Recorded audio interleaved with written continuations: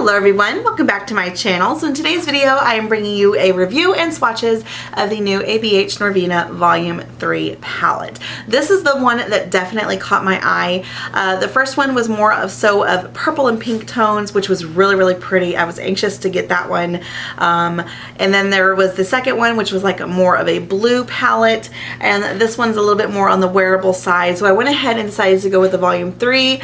And I definitely have some thoughts for you guys. So before we get started, if you guys are not subscribed, please go ahead and hit that button down below. You can also follow me on Instagram, Snapchat, and Twitter, and I'll have those linked down below for you as well. So what I actually want to go ahead and do first is the swatches for you guys. Now my husband and my daughter was so kind enough to give me two different skin tones. So you will also notice in the corner right up in here that I have my daughter's skin tone. She is more of a medium skin tone, and my husband's skin tone, which he is more of a darker complexion. So that way you're able to see some swatches on 3 different skin tones and make the judgment if this is for you or not. So let's go ahead and get that started.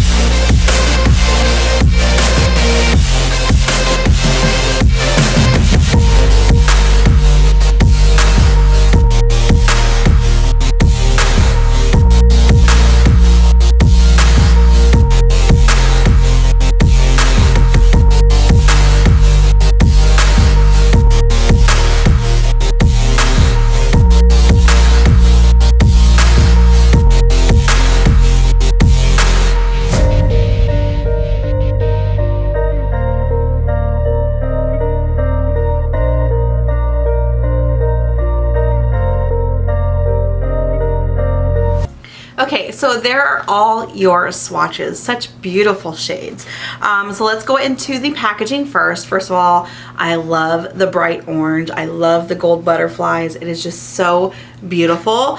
On the back, of course, it gets you a list of all the ingredients. Now this palette is cruelty free and it's also vegan. So it is going to have some shades in here that might cause staining to the eye. That's why you will find a little warning down here that it says it's not intended for use around the immediate eye area, and it gives you the list of all the shades that have that pigment in there that might cause the staining. So it's A2, 3, 5, B3, 4, 5, C2, 3, and 4, D1, D2, D4, D5, E1, 2, 3, and 5. So all those shadows have a potential to stain the eye shall you choose to use it around your eye area.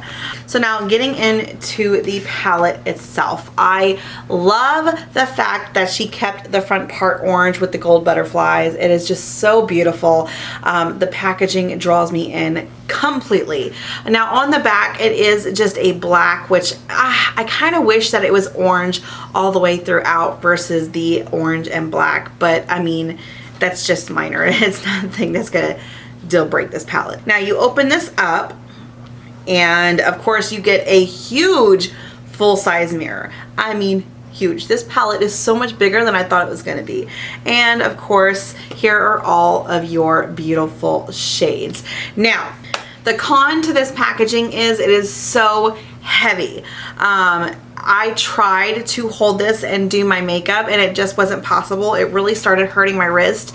So I would say that this palette is not intended to be a handheld palette. Definitely gonna have to sit this down to be able to do your makeup, which if it has a mirror in here, I would prefer to be able to just hold it and do my makeup.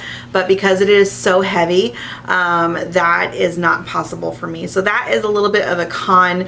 But a pro about this palette is the fact that it is so heavy, it does feel like it is more sturdy.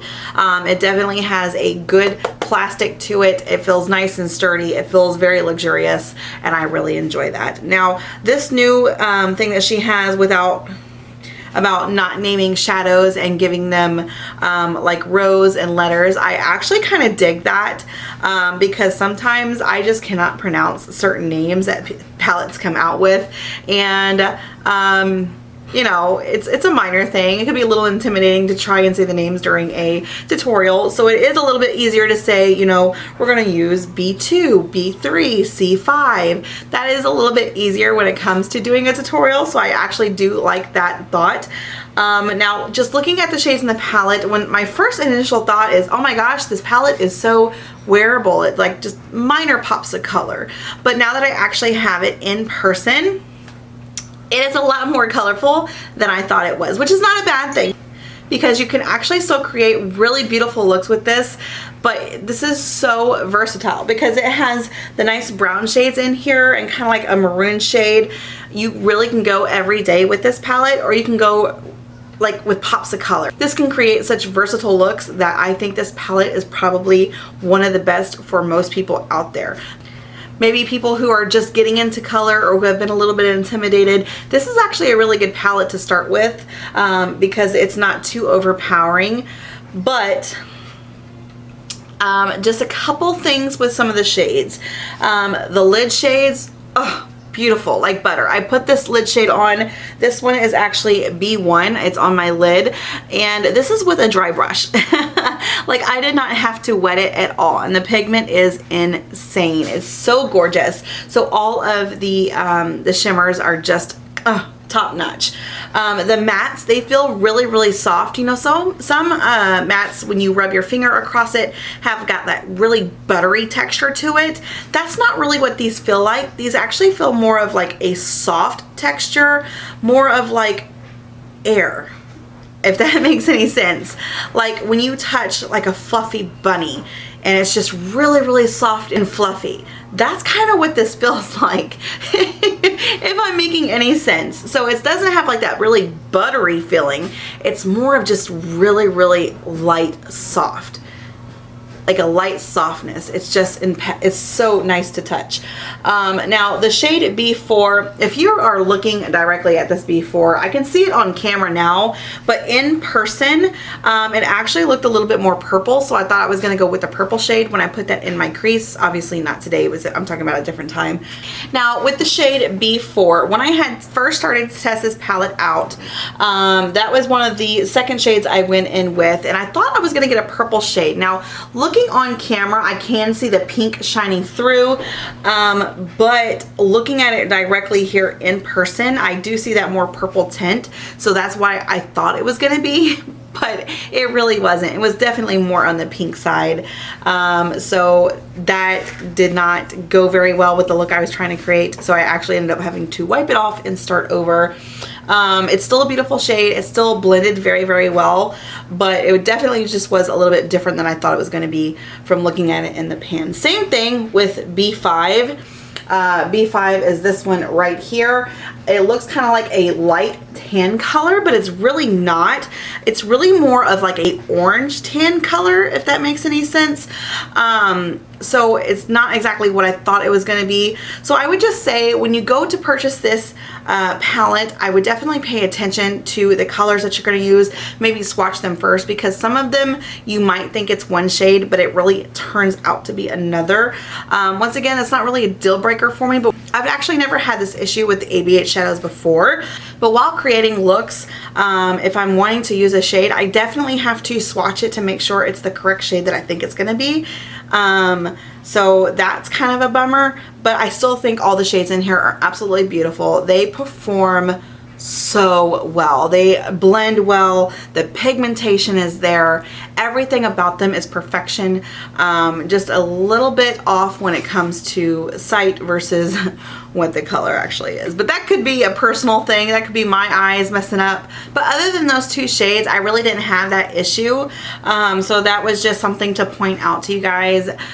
But regardless, I think this palette performs so beautifully. The blendability of the shadows is there, the pigmentation is there. These are so beautiful. I'm so glad I picked up this palette. Now, I know I mentioned the heaviness of it, so you can't really hold it. That is something I'm definitely going to miss. This is definitely a much bigger palette than you're used to. So maybe like take two of the Modern Renaissance and put them together, and that's how big this palette is. Pretty big. This, of course, is light, no big deal. I can hold this, do my makeup, got a mirror, beautiful shades, love it so much. This one, definitely more of sitting on the countertop and doing my makeup. So on my eyes today, I actually have C3, C4, E2, and E1, and I think this look turned out really, really pretty. Like I said, I went in with a dry brush for this shimmer shade, and I'm just so impressed with how much pigment is coming off with these shadows. You barely have to dip in. This is going to last you a long, long time. So you definitely get your money's worth. So guys, if you are interested in picking up this particular palette, I definitely say go for it. This is such a good palette, and I have fallen in love with this so much. Alright guys, so that is it for this review. I hope you found it helpful. If you did, please give it a big ol' thumbs up for me, and I'll see you next time. Bye.